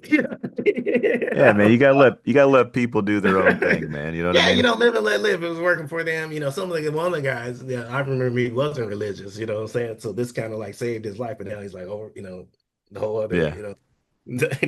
dynamic. But I'm just saying, okay, I grew up, my family has churches and stuff, so I understand. So I kind of like would let it be. So Hmm. I was kind of, I wasn't disturbed by. I just thought that they're going to get blowback by this community, because they're actually making fun of Yeah. it. But I thought it was really clever. I mean, I think like the episode is one of the well received. People continue Oh to yeah. like it. And Sally Field, I was like, how do we get Sally Field, dude? It's like when we got Sally Field, I was like, man, what, like our minds were like blown. Like, where is this going? What are we working on? Is this like like we got all these. She's an Academy Award winning star. It was exciting, dude. But yeah, she was sinister. You guys towed the line so well with some of the tropes and topics that a lot of shows hit on or attempt to hit on. It almost feels like you got one foot in, one foot out because you don't want to go too overboard and offend one sect of people, and then you don't want to go too overboard to the other side and kind of offend everybody. But like during this era in particular, it's like I how do I fucking word this, man? It's just like like I said, you guys towed the line so well. You guys pushed it right to the brink, right? But you would show the not the audaciousness, but you would show just the humor in all sides. Like it is like everybody had a seat at the table, if that makes sense. Like you weren't Yeah, really bagging yeah, on one. You were kind of bagging on everybody, like everybody's, insight to whatever it might be, just because we're talking Halloween, but like the religion, right? So yeah, there's a line in there where, Junie Harper comes over after Hank and Bobby go out and TP and egg her house. Um, uh, you know, where she's sitting there talking down to Peggy about how they raised their child in their house. And then you see Peggy kind of shoot back with like, it's like, you can't come in here. She's like, I've bake sailed and I can't remember what the other word was, myself just as close to the good Lord as you have. So you see her trying to find common ground with her and trying yeah, to understand where she's coming from, but also telling her like, hey, you're taking it a step too far. You don't come over here and tell me how I raise my children in my house. You know what I mean? So yeah. it's like you guys did just enough where some people might get offended, but then if you look at any rational person and go, oh, that's a rational, like not everybody's going to raise their kids, not everybody's going to look at, religion or sex or this or that the same way, but it's cool to respect everybody else's. Like they weren't pushing her to go away. Hank was, don't No, get me wrong. Hank wanted her to go away, but they weren't well, bagging yeah. her down. But they learn. They learn. They have room to Hmm. learn. That's what I like. Yeah. Room to learn, and you kind of want to see like interactions. Like I kind of like it when I don't want to mention the name, but when a person is national leader who's generally Hmm. mean and nasty, I kind of like. I feel good when he actually makes an attempt to be polite. Yeah. You know what I mean? Because I mean that brings like, okay, I have hope. Like Yeah. insulting all the time is like it might be funny once or twice, but then it just becomes like kind of cruel, man, and like I don't dig that. And then Yeah. if You you're want to come powerful, from a side of understanding. You know what I mean? yeah, Like exactly, yeah, we all do the same thing. We all hurt, we all love, we all get hungry, we all get tired. We all got to use the bathroom. We all put our legs, we all put our yeah, pants on one leg at a time. You know what I mean? So there's a lot more similarities than there is differences. And yeah, like I and said, then that's it's like, some, go ahead. oh, I'm good. sorry. No, I go said ahead. if you don't jump to conclusions, as long as like I think like Hmm. the crew we had, like the show, the end result of the show, because we gotta like acknowledge the writers, man. First of all, Oh, because the artists we some of were the just greatest working. of all time. Yeah, we were working from the writers, but one thing I liked about the writer, like Gray Daniels would come around and talk to us. He had a good Hmm. relationship with us. Um, this Danny Zuckerman, he was young. I just worked with him on on Housebroken. So like this is a Danny Zucker, and he actually worked at Paramount he was one of the writers on the Arsenio Hall show. So he's so this is a young writer, and I think that kind of knowing him from just being on the same cruise, his comedic sense and his worldview is perfect for this show. For Halloween, he's funny. There's some comedians out there like I worked with shoot. I work with some controversial comedians sometimes. David Feldman would be one of them. I didn't know Hmm. him. He used to be a writer for Roseanne and Hmm. then it's like a popular podcaster back in New York, but edgy, right? He used to make religious jokes, and I would make a religious joke, but I'd sometimes be like, dude, I wouldn't make that joke. You know what I mean? I mean, but he knew he could, like, I would laugh. He knew he could get under my skin after, I had a breaking point. You know what I mean? But he doesn't, man. So I say he would be a perfect person to write to Hmm. tackle this, because I was like all nervous. So the writers, Mike Judge just being who he is, and Mike Judge is a P-Funk fan, dude, but he creates like shows that are really representative of the Midwest. You know what I mean? Yeah. But did you know that he actually created a lot of stuff in San Diego? He graduated from UCSD. Hmm. So Yeah, he he kind was working in San Francisco in the tech community of before he did this. It's fucking right, wild. exactly. I know in La Jolla, dude, they claim him as their own, dude. You would Yeah. think he's from there, but he's from Austin. So this is a good dude, man. Promoter of Boosie Collins. It's like this is an interesting person. They had me there, right? You know what I mean? And then a lot of the crew couldn't hire too many artists from LA because animation employment was really up, so everybody could be real arrogant and stuff. So they were really elitist and arrogant. And I just say it, I am one of those guys from Hollywood. So I'll be honest, those guys were being elitist and arrogant about the New York MTV animation styles and Hmm. those looking cartoons back then. I think, and that ruined a lot of people's career. And my point, that was like, when they became old in the new generation, you know what I mean, of TV, because everything changed. But yeah, man, it was hard to hire really experienced artists in the animation field in the union at that time. So we're getting new people. So they were recruiting from UC Santa Barbara. We had a lot of Hmm. students that had their first job was on King of the Hill. God, man. What a way to crack I into the love industry. but bro, I love that because Dave Yeah. Filoni, his first job was on King of the Hill. Michael Yeah. DeMartini, his first job was on King of the Hill. And I can go down the list, dude. A lot of those people that their first jobs were on King of the Hill. Some of them were veteran comic book artists in the comic book industry in New York, which sucks. Hmm. I'm just gonna tell you that, $50 a panel. It's not like a great. I mean, it's a good job if you like a top artist getting a lot of work and all this kind of thing. But the day-to-day artist guy, like you want to be on staff making a decent salary, right? Yeah. And if not, and if we don't have that, at least I want to have like freelance opportunities that could, kind of match that, even though they're not, taking, unemployment and stuff like that out of my check or whatever. You know what I'm saying?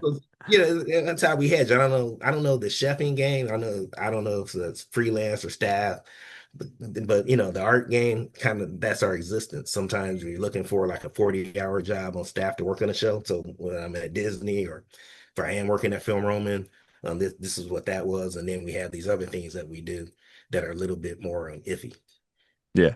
Nah, But for sometimes with all that, you're just dealing with iffy stuff. So you just want to deal with the best iffy thing. You know what I mean?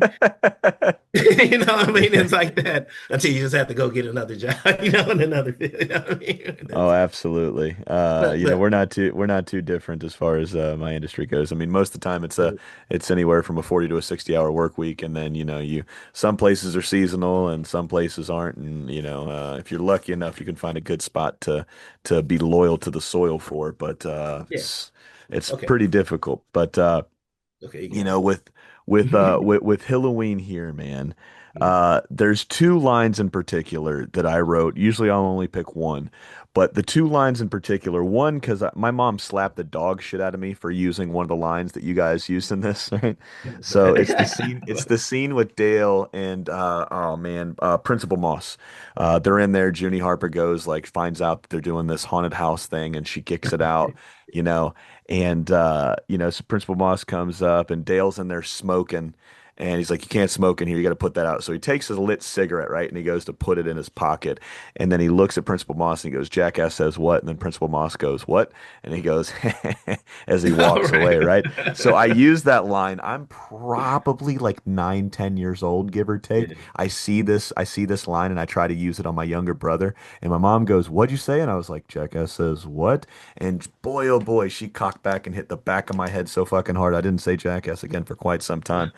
But yeah, you guys got Yeah. me slapped over there at King of the Hill. The other line, the other line that I absolutely loved was right after they TP'd Junie Harper's house. And then Bobby goes, "I'll never use TP in anger again." This it made me laugh so hard with some of these lines, man. But like I said, I loved this episode, and I'm glad you brought this one up. Nah, thanks, man. I will say this, like it is a primetime series, so you Hmm. know what I Yeah, mean? So it's like, it's I can tell you when I saw the word ass in it, I hmm was surprised that we could say that. And yeah. they never censored that. I was like, damn. Oh, I was they surprised. they they did some really great stuff. Now, Mhm. this next one that you had brought up, man, traffic jam. I like we were talking about like a child of the 90s, right? So back in the day, my mom, just like myself, is very dumb when it comes to technology. And mom, I'm not calling you dumb. I'm ignorant, you're ignorant when it comes to technology. We can both agree on this. Every once in a while, she'll listen to some of these shows. She's like the most supportive mom in the world, just best mom in the world, man. I love you, mom. But she signed up for a cable package program that she didn't realize she signed up for way back in the day. So this is in the era of In Living Color. This is in the era of Def Comedy Jam on HBO, right? I Mhm. believe it was either HBO or Showtime. I can't remember which one it was. Nonetheless, we had the package without my mom knowing it. And I can remember the first comedian I ever remember seeing on TV. It was Earthquake, right? I remember yeah, I remember my mom going to sleep, and then the way we had it set up in the house was there was this couch, a hallway, and then back to the right was where my mom's room was, and then Yeah. back to the left was where my room was. But in the middle, it was all surrounded by like this thick, like this house was probably built in like the 70s, so it was like thick cinder block in there, right? So Mhm. my mom would always put up pictures, carpet, she decorated it really nice, but it absorbed sound, right? So I'm maybe 6, 7 years old, and I'm just up because I've never been able to like sleep much, and I'm flipping the channels, and Def Comedy Jam comes on, and I see Oh, cool. Earthquake, right? Oh, And man. then it would be my like nightly thing or every couple of night thing where once everybody goes to sleep, turn the TV on, Def Comedy Jam, and this is where I hear Chris Rock for the first time. Now flash forward a couple years, right? And Yeah. I'm hearing Chris Rock on King of the Hill, and this is after I see Bigger and Blacker. I'm like, there's no way that King of the Hill has Chris Rock on this show. Now, this one was directed by Clay Hall, Yeah. former guest of the show, fantastic director. And this one was written by the late, great Johnny Hardwick. I loved seeing Johnny's name pop up on this one because, like I said, Dale, favorite character of all time in this series. I think he's the funniest character, him and Cotton. But knowing that he wrote a lot of this stuff and then kind of took a backseat to the writer's room just to focus on the voice down the road, man, like I said, Hank pulls out of his house, hits Khan's truck, and then they have to go and do a traffic course so he doesn't get points against his license. So, what do you remember about this one, other than Chris Rock being the guest appearance on this one? What do you remember about Traffic Jam? Well, I remember, so as I said, I remember Greg Daniels coming in the studio after hours one night and asking me to look over a script. He Hmm. wanted me to look over the script for Traffic Jam because he was right. Yeah, that's why I was looking up the credits for that because I was saying, did Johnny write that? Hmm. Well, I know Greg was a head writer, so he probably wrote on every one of them, but he was like wanting to punch up some of the dialogue. Hmm. And he kind of he prefaced it it's like, "Hey man, I'm from Yale, whatever." You know, he was trying to use slang. He was explaining to me, yeah, I'm like a middle-aged, corny white guy. I want to say, but you know what I mean? Yeah, And Greg, I'll tell you this, Greg Daniels, like this made me respect this guy like a lot. You know what I mean? Not that the fact he was talking to me, whatever, and it was cool. Came in, he was like being honest and transparent. He wanted me to look over this dialogue, some of the jokes, some of the slang. He wanted it to be more accurate, and because he was, he didn't know some of the latest slang, so he just asked me to kind of look over that, and Hmm. I did. So so I felt like I helped him out, right? You know what I mean? You Which did one him I a don't know about solid. you, but it's like he was the runner of the show. Yeah. He became like he was like at the beginning of his career then, but he was still a big deal. Hmm. I love what he did with the characters, and real talented. And I know his wife at the time was a pretty profound network executive at Warner Brothers. Hmm. So, and I liked him, and I love, Mike, but basically, yeah, man, I felt like, I don't know how to say this. It's like, It was an honor. I'm gonna be honest with you, dude. It was an honor. Like I don't know how we look at each other when we're working, whatever. But yeah, I did kind of like respect what he was doing with the show. I thought he was very talented, and I enjoyed his personality Hmm. with the crew. So the fact that he approached me and asked me that, and it was kind of funny the way he was trying to, trying to word it because I got where it's coming from. And I was Yeah. like, yeah, man, because I'm just saying I would have done the same thing. You know what I mean? Like gotta, like try to get me to write some dialogue for your folks. You know what I mean? I'm Hey, just, what's that corny ass shit you white guys say? right. Tell me what you I'm say. just saying it's not, I don't want, okay. You know what I mean? Does it sound like that, people? But understand. But he may not have been around anything. It's like he was trying to be Yeah. active. I mean, we do have, yeah, even, it is, makes a lot of sense. So, Hmm. he went the extra mile, but it was kind of cool because it made my day, dog. And it was like, I enjoyed the artwork. And I remember, one of the layouts I did where they were stacking the ketchup bottles where Ketchup bottles. yeah, he was like having a profound conversation, man to Hmm. man, heart to heart with Bobby, but what he was doing was he was stacking ketchup bottles and emptying the ketchup like real ghetto. I don't even say that, but like, dude, who does man, I've done that on my brokest days, you know what I mean?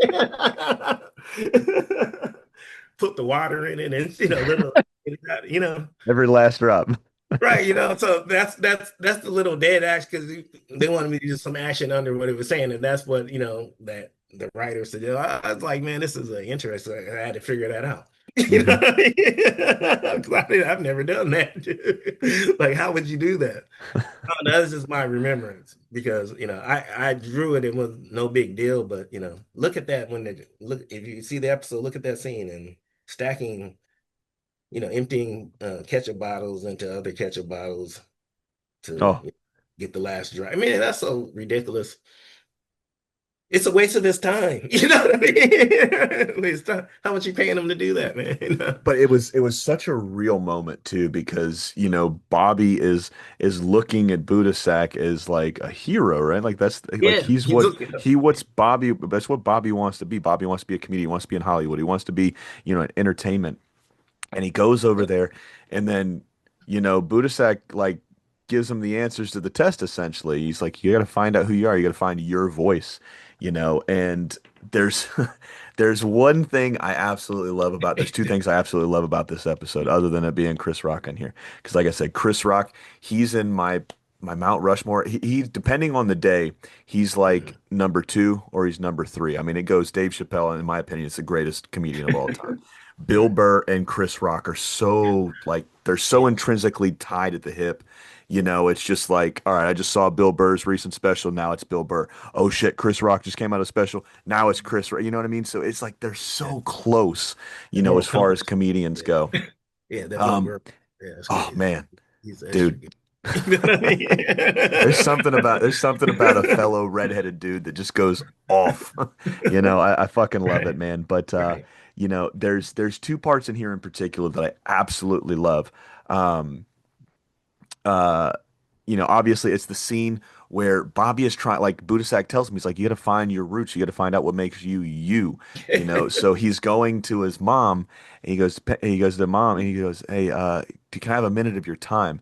And then she's grading tests, right? So she Yeah, looks right. at him and she's In the like, oh, I've got closet. all the time for you. And she literally takes out the kitchen timer and puts it to 1 minute. And we're talking about like letting stuff breathe for just a second. Yeah. There's a scene that's like literally half of a fucking second of Bobby realizing she literally just set a minute timer, and then he Yeah. looks at her, and then he goes into his story. But it's that slight pause where you see Bobby just blink for a second, like did she really just give me only a minute of her time? That I Yes. absolutely love because it's just that little moment that's acknowledged but not acknowledged. And the other Yes. moment that I absolutely love is when Bobby convinces Dale and Bill to take them down to the club so Bobby can get up there and do his minute of stand up. And Right. then right when the crowd starts turning, Dale goes, "Uh-oh, Bobby's in trouble," and then you see Dale knock over his chair and then and run runs out of out. the Yeah, yeah, run out of because the it's comedy coward. club, man. Right. I loved, like I said, I loved this episode. I'm so glad you picked this one. And like I The said, audience fun. know about the episode. Yeah. So I'm like tearing up because I'm remembering the episode and what that all that leads to. hmm Yeah. Yeah, it's just it's one of those things where I look back and I think, man, like, God damn, dude, it was just such a brilliant show. I mean, like I said, it's my mom would walk in on the show when I was watching it and shit, and she would go, "Man, that's such a stupid show. You're rotting your brain." And then I've used this analogy so many times. I was like, "Mom, if you would see the writers that were on this, they were all from, like you had mentioned, Yale and what's the other big one, Harvard, like all Harvard, of yeah. these prestigious schools that I'll never get into because let's be honest, I'm not that smart. These guys are coming from those schools and they're writing this like the brilliance of these shows like this, earlier in the Simpsons, first 10 seasons is what most people say. Some of the most prolific writers of all time within animation have come out of their Futurama, the same thing. It's just like that era of primetime TV, it always garnered the best writers, the best artists, man, some of the best executives, the best voice actors, Yeah. because you guys had the budget and the money for it and the want to be better than the show that you were running that time slot again, man. So, like I said, it's just like this show from start to finish is just perfect always. Yeah, And no, I'll the tell you that. Like for me, that working on King of the Hill was like it was an agenda. When I did commit to it, I was like, man, I want to beat every other primetime mhm. series. When South Park came out, I was mad. That they were getting good ratings. I was upset that like we weren't beating, their merchandising. My guys held out for, the actors held out for the merchandising. So I kind of, I think it was I don't you were I've never been able to ask this question because merch Mhm. has never really come up. But I would love to ask you this question, and you might know the answer, you might know the answer. I don't know, but we're gonna find out. Okay. When it came to merch, right? Obviously, I'm a little bit younger when this one's coming out, but there wasn't too much King of the Hill merch. Something with South Park that attracted like a younger crowd. I really feel like that was like not I want to say a young man's game, but it felt like it was a young man's game in a sense of like, oh man, we got to get on the ground floor. We got to sell T-shirts. We got to sell toys. We got to sell this. We got to sell that. And I felt like that's what some of those shows did a little bit better than King of the Hill did, which was like the Family Guys, Yeah, the South I agree. Parks, things like that. Like I. Was that like something that was ever mentioned, or did you ever hear about? Like Yeah, it was a there's not problem a for lot of me. Like, merch. like I was upset, seriously, because it was like, they had problems negotiating some sort of merchandising contract with some of the actors or something like that, that held up it being, licensed out. I remember that was a something that came up with the first season. I got my first Because I King of mean, the there Hill was no, shirt there when was I was no 35 merchandising. years old. You got you This got this what? shirt this shirt I'm wearing right Yeah. now, it's fucking Hank made in America. Was it made in Okay. Did you get USA, it? I right? know. Sears had Kohl's. like Kohl's. I got it at Kohl's. Kohl's. Yeah, and All I've right. got I've got my favorite episode of this series of all time is Bobby Goes Nuts. It's when Bobby just starts kicking everybody in the nuts because he takes a Yeah. woman's self-defense class. All Um, right. Yeah. so I've got it's like Bobby's self-defense class or something along those lines, and it's Bobby kicking somebody in the nut. I can't remember who he's kicking. But it's like fucking last year is when I got this T-shirt. Like it's Yeah. not one of those shows that had too much merch. Like I got the guy I had mentioned to you about that, Ian Wilcox, right? So every time I've had somebody on the King of the Hill, like he would always come up and people would tell stories. Well, his brother had heard, the episodes I was doing, and Mm. another thing, he's like, "Hey, can I have your address?" I'm like, "Yeah, sure." And he sent me, I'm pretty sure it's Ian's coffee cup, but it's Mm. the essential. I'll send you a picture of it after we get off here.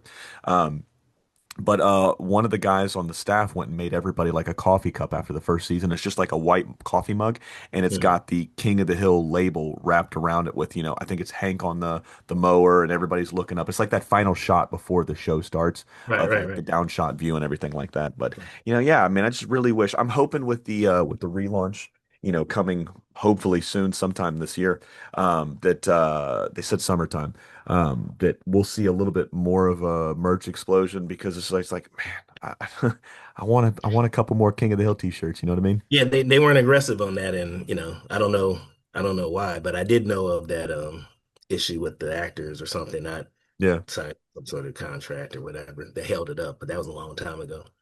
Well, But yeah, I hopefully would. they figure that shit out because I want to see some new merch, man. There's a lot of bootleg. You gotta if you go to Comic Cons and things like that, there's always like unlicensed Hmm. merchandise. You know. Yeah, but this show's too good not to have some licensed stuff, man. Because I got all of the, because I told you 1 through 6 was the seasons that they had Yeah, released on DVD before streaming.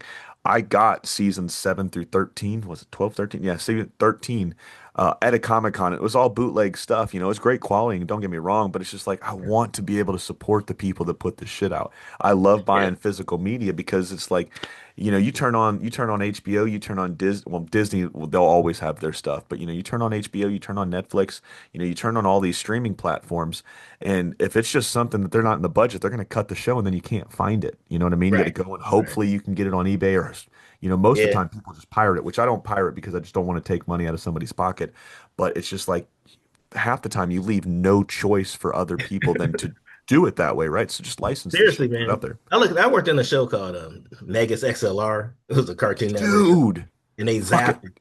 I love They that zapped show. it, and you know what I'm saying? It's like I did. People, I think people appreciate it. Now more than ever, right? If they can find it, I gotta go Mexican, websites or Turkish website. I gotta go to a foreign language website just to see the visuals, and then I'm going to because show every you time something. I don't know if you can see it.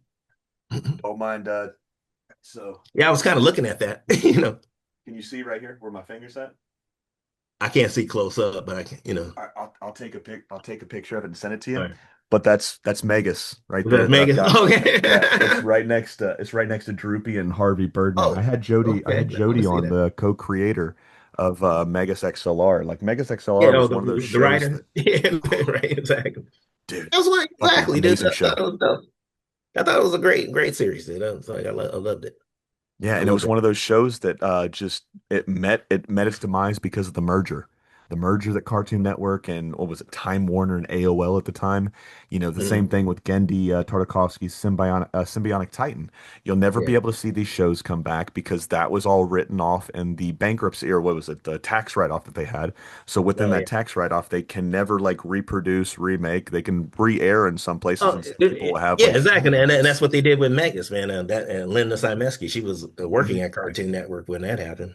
So she gave Yeah. me the insight about that. But they nuked it for a tax write. We were like one of the first ones. I had Wow. a animation student from San Diego named a guy named Parker Simmons who Mhm. had a series on Cartoon Network that they zapped. It was like a little cat in like a Batman kind of a Mhm. vibe. Yeah. I forget the name of it. I'll have to go and look it up. But Yeah, support Parker Simmons. support these Yeah. people, ladies and gentlemen. Support physical media because, like I said, shows like Megas, shows like Symbionic Titan. There's a show that I Yeah. just found out about. It blew up in 2010, 2012, somewhere around there, on Cartoon Network's YouTube channel. It was called Infinity Train. Have you ever heard of this? Yeah, I've heard of that. Infinity Train, I heard of that. Dude, so I'm the I've episode seen that I'm it. getting ready to release tonight. For after people see this, it'll been a couple weeks ago. So go back and watch that episode if you want to, ladies and gentlemen. But it's like our favorite animated pilots of all time. And there's this guy that I've been friends with for a couple years now. He does a podcast as well called The Animation Destination, Mr. Brandon Jones. This dude has forgotten more about animation than I'll ever be able to retain. Like this dude's brain just works specifically for animation, from writers to directors to how shit works. It's just I've never met somebody just so intelligent when it comes to cartoons and shit like that, like him. But one of the shows he had picked was Infinity Train, and we all picked four. Both of us picked four plus an honorable mention, and it was like on us to go and watch the others Mhm. pilots that they chose, and then we were going to talk about it. And then I literally watched Infinity Train 10 minutes, and it's like a 6 minute short, Oh, 6 or 10 minutes short for the pilot. But I watched it right before we recorded, and I was blown. Like literally 2 seconds in, I'm fucking hooked, just because like it's like. I explain it as like it literally takes you and it picks up a character and it feels like you're with that character and you're thrown into the middle of a book and you're like, all right, how do we get here? Right. So all of those bells start going off and it's just about this girl that runs away. Like after you watch the halfway through the season, you see like she kind of runs away. She's trying to go to what was it, animation school, or no, a video game school, because she wants to be a video game designer. And right, then right. she gets on this train, and this train, like the title is Infinity Train, it's like every cart is something different. She's got this number on her hand, and Ernie Hudson, The Hmm. Ghostbuster himself, man, the Yeah, legendary the Ernie actor. Hudson is a voice of a corgi, King Atticus in this one. A king of the corgis and stuff like that. Mhm. So it's a phenomenal show, like hooked me line and sinker, like I said, 2 seconds in. And I'm just sitting here blown away. And then I come to find out HBO takes this off. This is one of the highest rate pilots. This is not a show that people just didn't watch. This is a show people watched, people loved, and was critically acclaimed to a lesser extent. Like a lot of people fucking got into this, and then Yeah, HBO just completely writes it off. The only way you can get it, like you can buy seasons one, seasons two, and seasons four physically. Seasons three, you have to kind of pirate because there's no other way. Some of yeah. the episodes you can buy digitally, but you can't buy the whole season. So it's just this clusterfuck of like this beautiful show, and you see that time in and time again.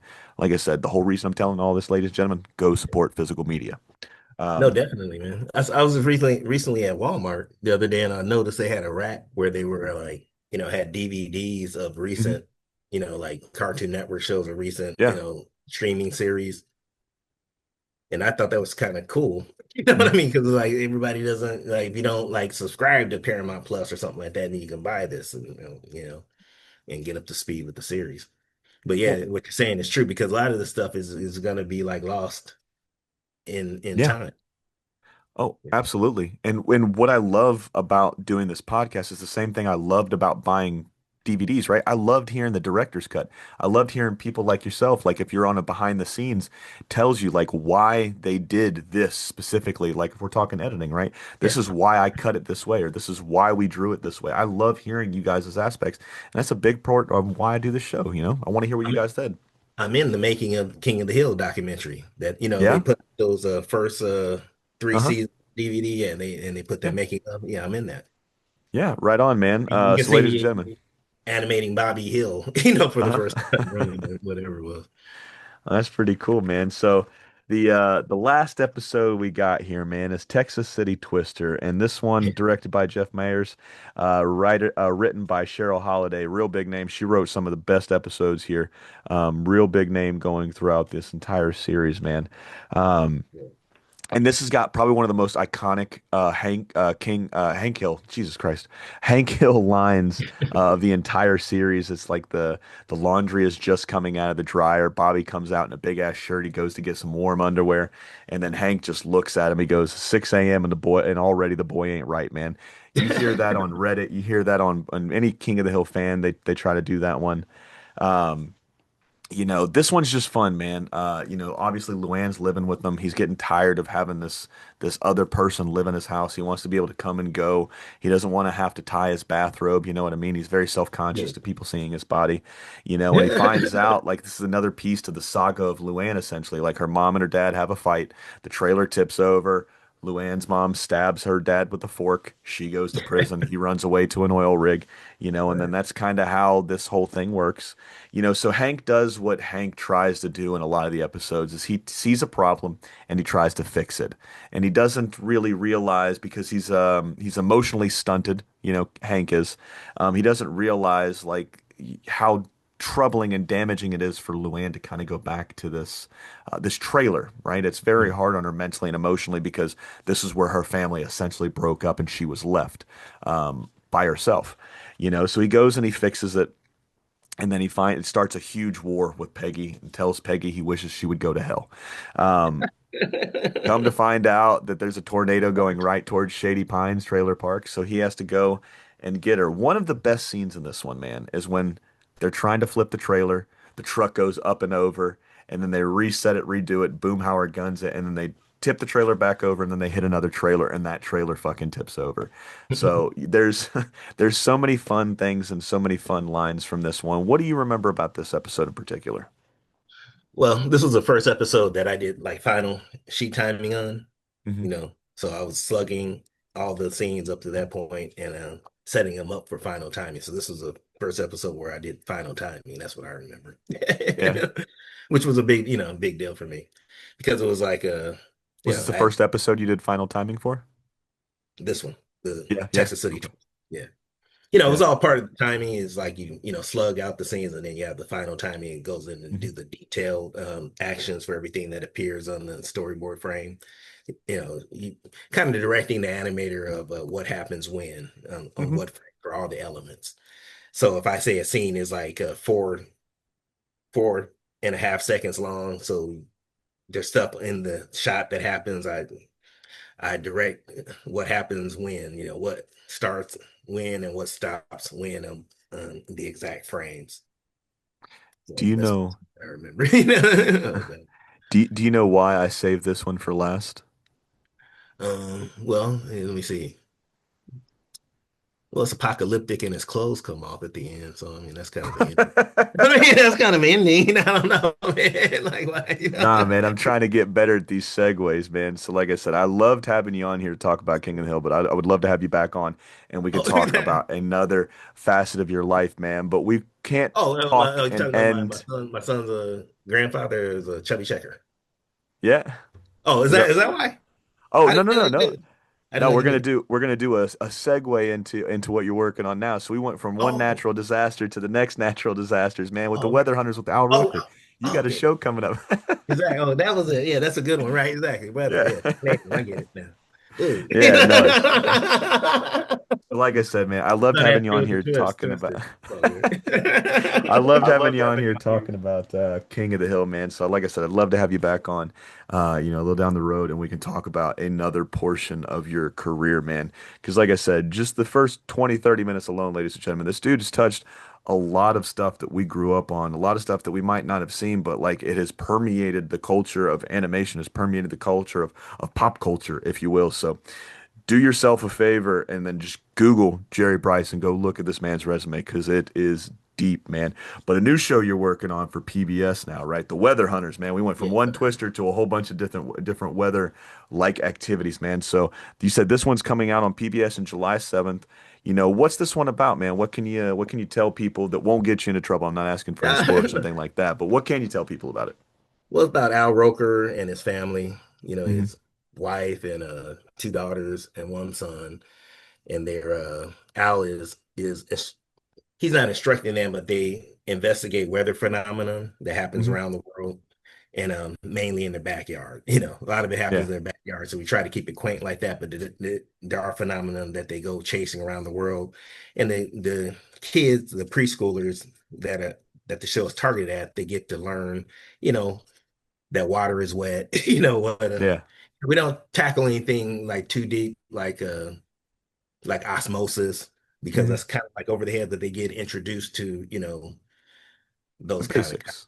yeah. It's just like Al's daughters investigating weather phenomenon. They're learning Mhm. about it. So, and thus the little kids that are watching the show get to, travel with them and learn and enjoy with them.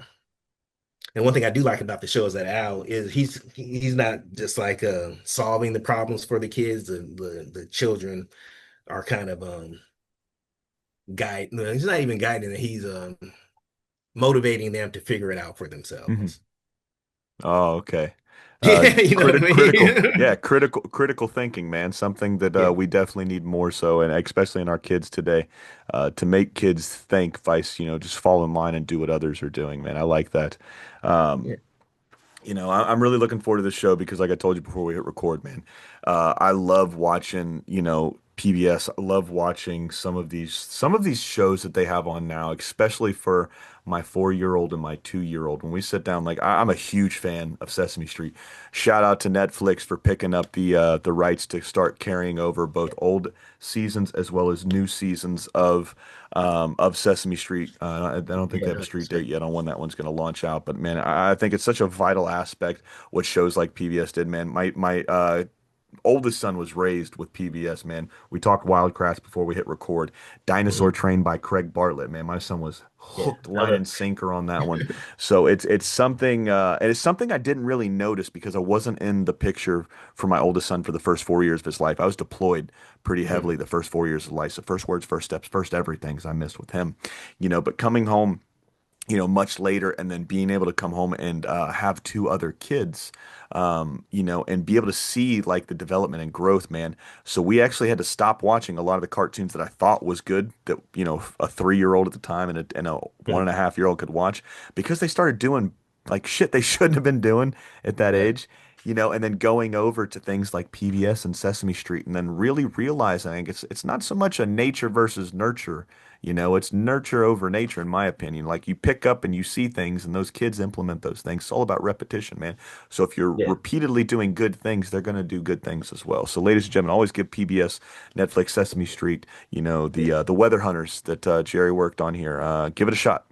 Yeah, and I can tell you this, and you bring up a good point, man, and that I think people should know about public television, PBS, is that, we spend a lot of money and a lot of time hiring, child psychologists or child education professionals Hmm.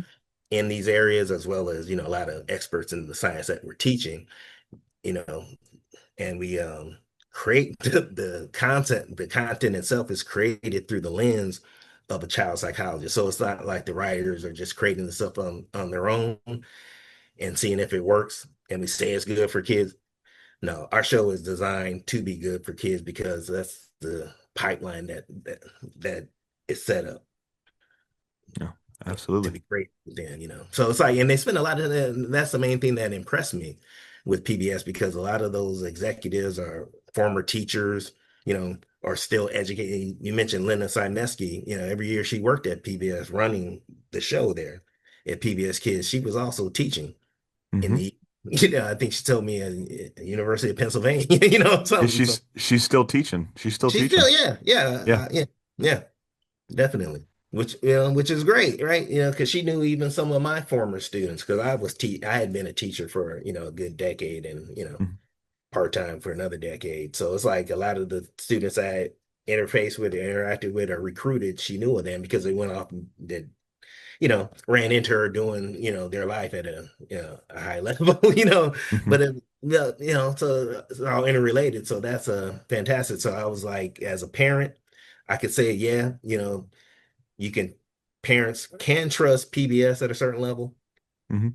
I had issues on my show I'm not going to talk about, but I would say like as far as like their mission is to be a safe space for kids, and they put a lot of time and effort into trying to maintain that because your commercial networks are not going to do that. We can applaud Oh. Netflix for picking up Sesame Street because now Sesame Street, television workshop, that organization employs a lot of child psychologists, and that's their whole mission there. So it's not a commercial um, content studio. Mhm. So their success is gauged on is the show actually teaching these little kids. It's measured at a different level than the ratings. Absolutely. Well, Jerry, if I've learned anything, I think you need to work on a cooking show because I'll consult for free. You know what I mean? I'll show Okay. you some cooking. I'm Yeah, just I was kidding, thinking man. about Tastemade. I have a friend who put together this Tastemade network. I don't know if you ever Uh-huh. watched Tastemade. No. Yeah, that's all it is. It's a fast channels. It's like an AVOD, Mhm. Tastemade network, but it's all cooking shows. They even did like some animated cooking shows, but it's basically like cooking shows and lifestyle type stuff. It's Oh, grown that's into life. dope. Started just with like a cooking channel online on steroids Mhm. called the Oh, Taste Aid Network. I'm gonna write that down. I'm gonna check that out. Man, that sounds pretty cool. Like I said, Yeah, uh, one of the little girls I grew up with, seriously, is a big time publicist now, mhm. and that was one of her clients, man. That's how I knew. That's how I found out.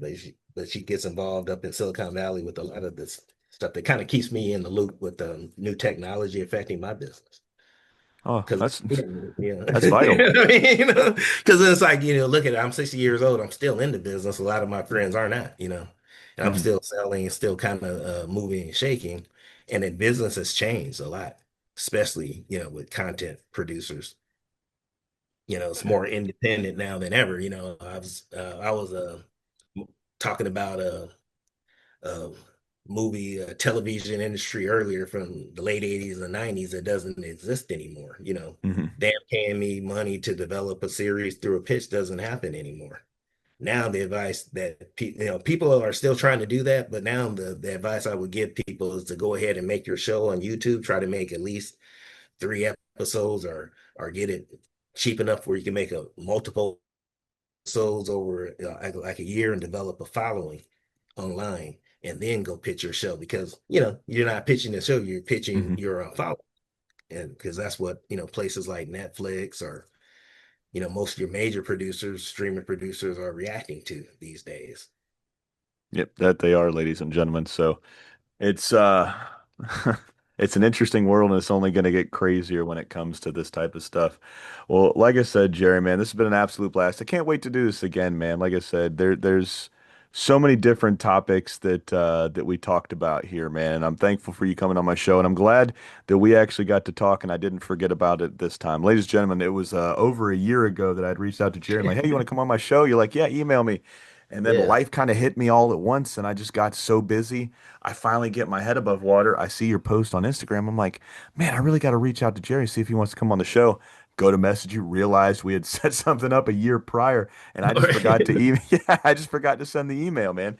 So, nonetheless, man, it was an absolute pleasure to talk to you, man. Like I said, thank you for what you did on King of the Hill, and thank you for what you did for some of the shows that we didn't get to talk about yet, but we will talk about the next time that you're coming on here. Well, that's been Jerry. I've been Julian. It's been the almost said the old podcast name. That's been Jerry. I've been Julian. This has been the Cartoon Chronicles podcast, and this has been another piece of your childhood. Good night. I appreciate it, man.